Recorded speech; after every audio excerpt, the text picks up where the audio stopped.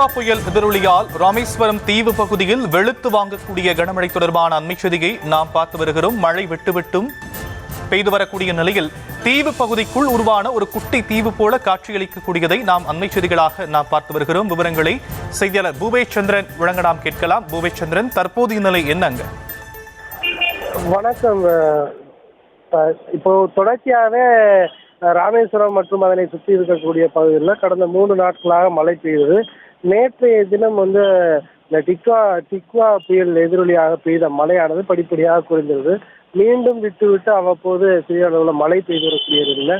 ராமேஸ்வரம் தீவு பகுதி முழுவதுமே பல்வேறு இடங்களில் அந்த மழை நீர் தேங்கி மக்கள் கடும் சிரமத்திற்கு ஆளாகி அங்கே முடக்க நிலையே தொடர்ந்து இருந்தது. அந்த அடிப்படையில் ராமேஸ்வரம் பள்ளிவாசல் தெரு பகுதியில் வீடுகள் முழுவதுமாக மழைநீர் சூழ்ந்து தொடர்ந்து 3 நாட்களுக்கு மேலாக வீடுகளை விட்டு வெளியேற முடியாமல் மக்கள் அவதிப்படுகின்றனர்.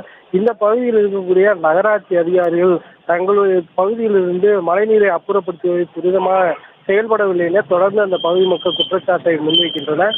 ராமேஸ்வரம் நகராட்சி ஊழியர்கள் பந்தமாக செயல்படுவார்கள். உடனடியாக தங்களது பகுதியை பார்வையிட்டு அந்த மழைநீரை அப்புறப்படுத்தி தங்களை இயல்பு நிலைக்கு கொண்டு வருவதற்கு உரிய நடவடிக்கையை மேற்கொள்ள வேண்டும் என அவர்கள் கோரிக்கை விடுத்துள்ளது. விவரங்களுக்கு நன்றி பூபேஷ் சந்திரன்.